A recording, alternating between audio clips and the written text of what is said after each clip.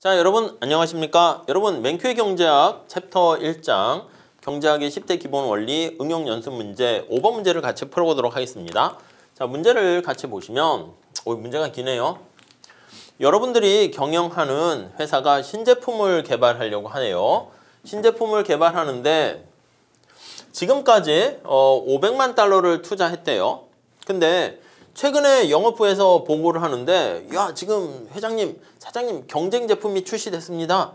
그래서 예상 판매량이 금액으로 따지면 500만 달러로 막 해서 투자했는데 판매량이 300만 달러로 감소했대요.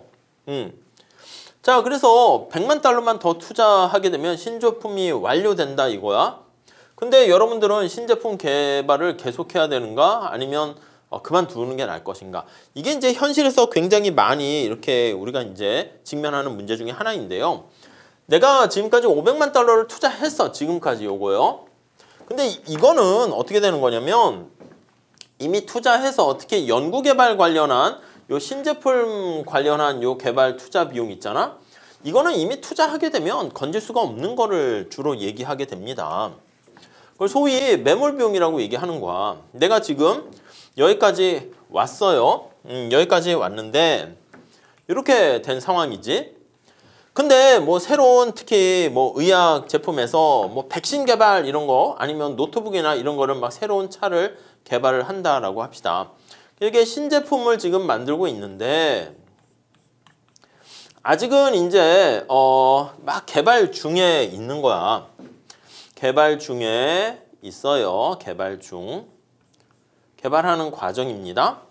이미 500만 달러는 이미 투자했어. 이거는 건질 수가 없어. 이미 500만 달러인가요? 500만 달러는 이미 투자를 했어요. 이거는 뭐냐면 지나간 버스야. 우리가 보통 보면은 이게 지나간 버스는 이미 엎질러진 물이거든. 그러니까 회수를 할 수 없는 거야.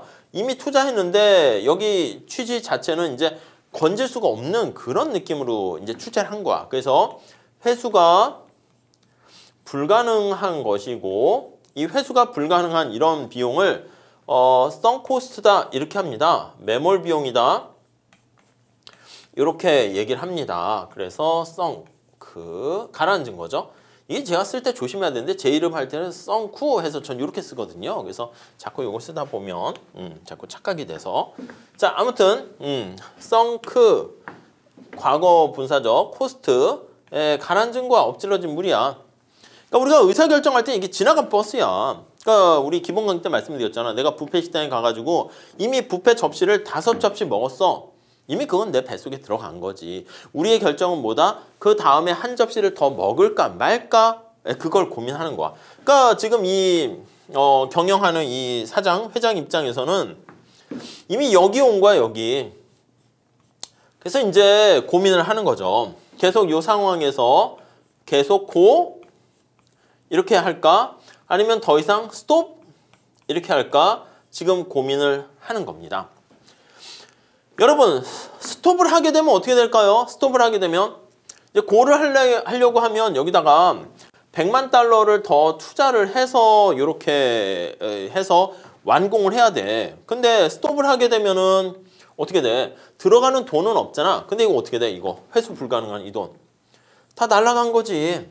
이해 가시겠습니까? 자, 그러면 스톱을 하게 되면 마이너스 500만 달러만큼이 비용이 발생하게 되는 거야. 이해 가시죠?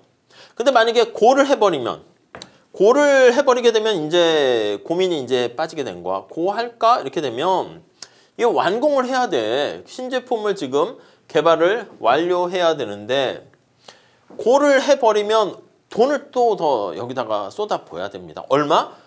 고를 하게 되면 여기 나와 있는 것처럼 100만 달러를 다시 집어넣어야 됩니다. 자, 그러면 여기에 따르는 추가적인 코스트가 얼마가 됩니까? 라고 하면 마이너스 100만 달러가 이렇게 들어가게 되고 네, 이해 가시죠? 자, 근데 이제 수입이야. 수입 편익이라고 쓸게요. 그냥 베네핏이라고 쓸게요. 수입은 어떻게 돼요? 베네핏은 이게 완성이 되면 이 기대했던 것보다는 예상 판매량이 좀 줄어들었어. 300만 달러로 감소. 한 거야. 그러니까 300만 달러를 얻는다는 거야. 이게 취지는 오해하시면 안 돼요. 300만 달러만큼 마이너스 됐다는 게 아니라 판매량이 300만 달러. 원래는 더 크게 예상했는데 300만 달러만 이득을 얻게 됐다. 이렇게 보시면 될 것 같습니다. 네, 이해하시겠죠? 자, 그러면 이제 이 사장 입장에서는 여러분 입장에서 이제 고민을 하는 거야. 사실은 요걸 가지고 한 거야. 저거는 이제 지나간 엎질러진 물이야. 그러면 여기서 뷔페도 마찬가지야. 내가 5접시를 이미 먹었는데 한 접시 추가로 더 먹을까? 그때 얻게 되는 만족이 300인데 그때 이제 배도 부르고 하니까 마이너스 100이면 남는 장사잖아. 그러니까 이때는 고를 하는 게 낫다는 것이지. 그러면 얻는 장사가 되는 거니까. 그래서 요 사람은 우선 첫 번째 어떤 선택을 한다? 스톱을 하는 게 아니라 고를 선택하게 된다. 고를 선택했을 때 얻게 되는 베네핏이 코스트보다, 이게 그러니까 원래는 한계라고 볼 수가 있어요. 마지널 이렇게 얘기하는 거죠. 마지널 베네핏이 마지널 코스트보다 크기 때문에 투자, 고를 하는 게 낫고, 그럼 여기 나와 있는 200만 달러가 되는 것을 알 수가 있겠습니다. 네, 이해 가시죠? 야, 그래도 손해 아니야? 예, 맞아요. 손해야. 근데 만약에 포기를 하게 되면 손해가 어떻게 됩니까? 500만 달러가 되는데 고를 하게 되면 손실을 보게 돼. 손해 크기가 얼마야? 그치, 300만을 얻게 됐는데 비용은 500만 날렸고 전체로 따져도 마이너스 100이니까 600만 달러가 이제 비용으로 나간 거잖아. 근데 이득이 300이니까 손해가 어떻게 돼? 마이너스 300달러, 300만 달러 이렇게 된다고. 그러니까 손해를 보지만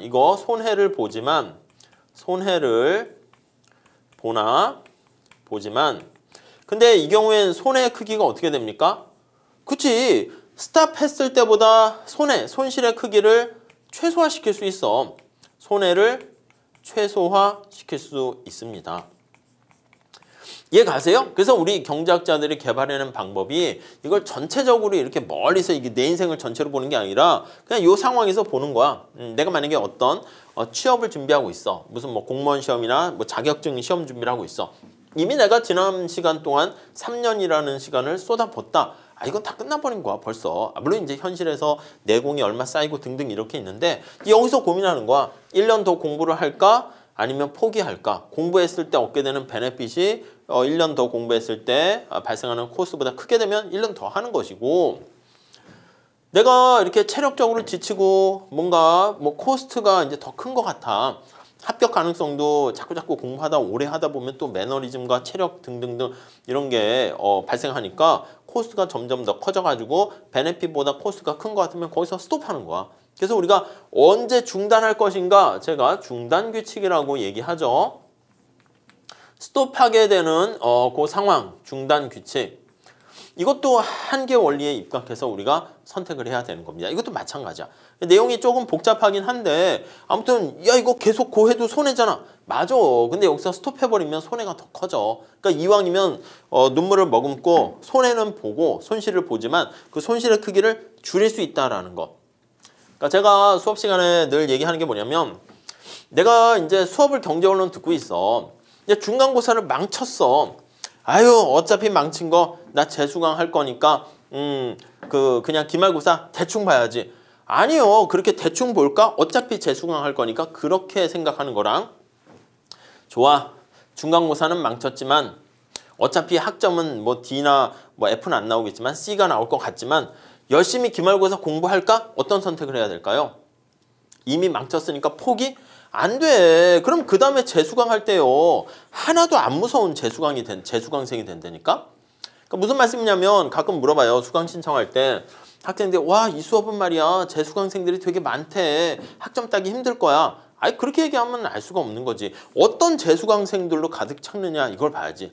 지금 얘기한 것처럼 중간고사 망쳤으니까 됐어, 기말고사 또 망치자, 이런 학생들이 되게 많다니까. 첫 단추를 잘못 꼈다 해서. 그런 재수강생들이 많이 모여있는 재수강 수업은요, 널널해. 어차피 공부도 제대로 안 한 그게 뭐 어디 또 가겠습니까? 그러니까 그런 재수강생들이 많은 거는 겁낼 거 없어요. 초수강 하는 친구들도.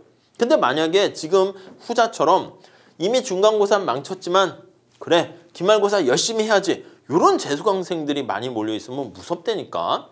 무슨 말씀인지 아시겠습니까? 아니 그러면 이 친구 같은 경우는 지금 당장 어차피 똑같이 뭐 C나 D를 받는 건 똑같겠지만 그 다음에 재수강할 때 강력한 위협적인 재수강생이 돼가지고 처음 드는 친구들보다 당연히 어드밴티지를 갖고 있게 되는 거 아니겠습니까? 아무튼 얘기가 조금 벗어났지만 비슷한 맥락 선상에서 생각할 수 있어요. 이 경영자 입장에서는 뭐야 이거 뭐 300만 달러밖에 안 돼. 됐어 때려쳐. 때려쳤을 때 비용보다 그래도 뭐 이득을 조금이라도 건지는 게 손실을 오히려 조금 더 줄일 수 있는 합리적인 선택이다. 이렇게 보시면 되겠습니다. 아셨죠? 자, 이거 문제 뭐 괜찮은 거니까 잘 좀 체크하시고 보시면 될 것 같습니다. 자, 이렇게 보시고요. 다음 시간에 6번 같이 풀도록 하겠습니다. 감사합니다.